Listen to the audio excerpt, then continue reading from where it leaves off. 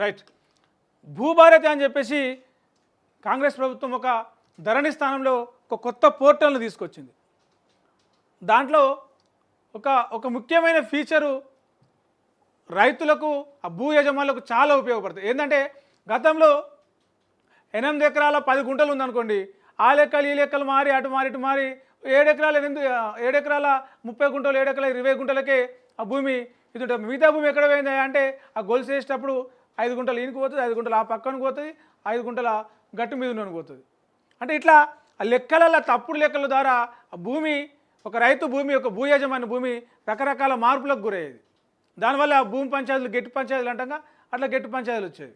ధరణి వచ్చినాక ఒక మార్క్ చేసి ఇంత భూమి ఇది అని చెప్పేసి ఒక గూగుల్ మ్యాప్ జియో ట్యాగింగ్ చేసే ప్రయత్నం చేశారు. కానీ అక్కడ కూడా కొంత అవకతవకలు జరిగినాయి, అవినీతి జరిగింది, రైతులకు మోసం జరిగింది అని చెప్పేసి కాంగ్రెస్ పార్టీ ఎన్నికల సమయంలో ఆరోపించి వాళ్ళ అధికారంలోకి వచ్చిన తర్వాత భూభారతి అని చెప్పేసి ఒక కొత్త పోర్టల్ని తీసుకొచ్చారు. ఆ పోర్టల్లో మనం మాట్లాడుకోవాల్సిన ఒక ముఖ్యమైన ఏమంటారు ఆ ఫీచర్ ఏందా అంటే భూమి ఒకసారి భూభారతిలో నాకు ఇంత భూమి ఉంది, ఫర్ ఎగ్జాంపుల్ 3 ఎకరాల 10 గుంటల భూమి ఉంది, 3 ఎకరాల 15 గుంటల భూమి ఉంది అని చెప్పేసి అధికారికంగా ఒకసారి దాన్ని ట్యాగ్ చేసి ఆ డీటెయిల్స్ ఎంటర్ చేసిన తర్వాత ఆ 3 ఎకరాల 15 గుంటల భూమిలో చిన్న అంగుళం చిన్న అడుగు గజం భూమి అటు ఇటు అయినా కూడా నీ భూమిలో గజం భూమి జరిగింది, గజం భూమిలోకి పక్కోళ్ళు జరిగిర్రు అని చెప్పేసి ఆ భూమి యజమానికి ఆటోమేటిక్గా భూభారతి పోర్టల్ నుంచి ఆ మొబైల్ ఫోన్ వాట్సాప్ మెసేజ్ కావచ్చు, నార్మల్ మెసేజ్ కావచ్చు, ఒక టక్కున ఒక మెసేజ్ వస్తుందంట. చాలా అద్భుతమైన ఫీచర్ ఇది. ఎందుకంటే అక్కడ భూమి కొనుగోలు కావచ్చు, గొలుసు పెడేటప్పుడు సర్వే చేసేటప్పుడు ఆ గట్లు పెడేటప్పుడు కొంచెం అటు ఇటుగా జరుగుతూ ఉంటాయి భూములు. ఊర్లలో దాని ఏమంటారు పొలాలలో ఉండే సాధారణ పంచాయతీ ఇది. అయితే ఈ కొత్త పోర్టల్ ద్వారా ఎప్పుడు జరుగుతుంది నీ భూమిలో ఇంత మార్పు కొంచెం ముందు జరిగింది కొంచెం పెరిగింది అనే వివరాలు ఎప్పటికప్పుడు కొంత చేంజ్ జరిగినా రైతు ఫోన్కి చక్కగా మెసేజ్ పోతాడు. ఒకసారి డీటెయిల్స్గా చూద్దాం దాన్ని. అక్రమాలకు చెక్ పెడుతూ పారదర్శకతకు పెద్దపీట వేసేలా భూభారతిని అమలు చేసేందుకు ప్రభుత్వం సిద్ధమైంది.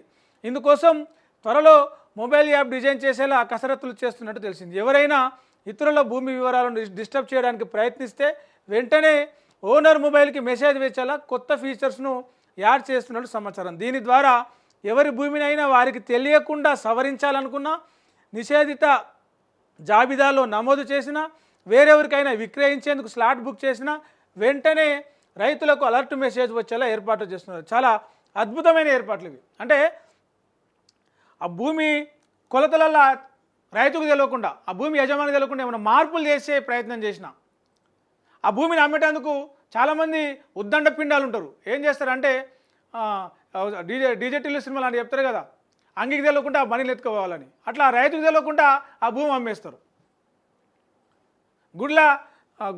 గుడికి తెలియకుండా లింగాన్ని ఎత్తుకెళ్తారు, లింగానికి తెలియకుండా ఆ విగ్రహానికి ఉన్న ఆభరణాలు ఎత్తుకెళ్తారు. అట్లాంటి మహామహులు చాలామంది ఉన్నారు. అట్లనే వాళ్ళ వల్లనే చాలా భూమి పంచాయతీలు కావచ్చు ఊర్లల్లో చాలా ఉంటాయి.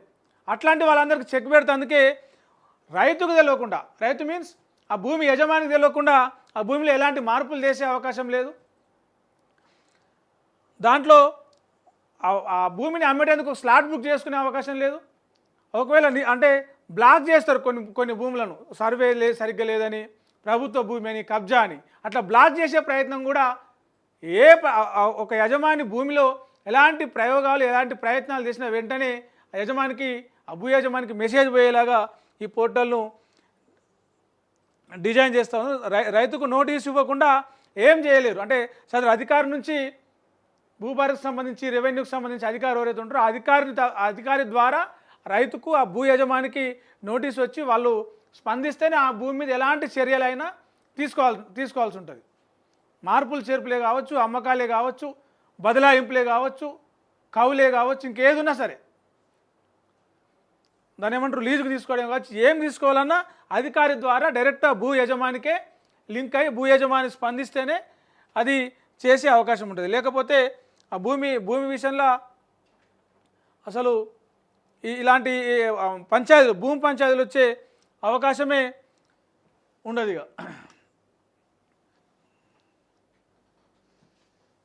ధరణిలో ఎవరి భూమి అయినా ఉద్దేశపూర్వకంగా నిషేధిత జాబితాలో పెట్టించినా పెద్ద కష్టం కాదు. ఏదో ఒక ధరణి ఉన్నప్పుడు ఏమయ్యేదయ్యా అంటే, ఇప్పుడు ఫలానా ఎల్లయ్య భూమి మీద ఏదైనా పంచాయతీ ఉందనుకో, ఆయన మీద ఫిర్యాదు చేయాలి. ఆయన భూమి మీద ఫిర్యాదు చేసి ఆ భూమిని బ్లాక్ చేసే ఆప్షన్ ఉండేదట.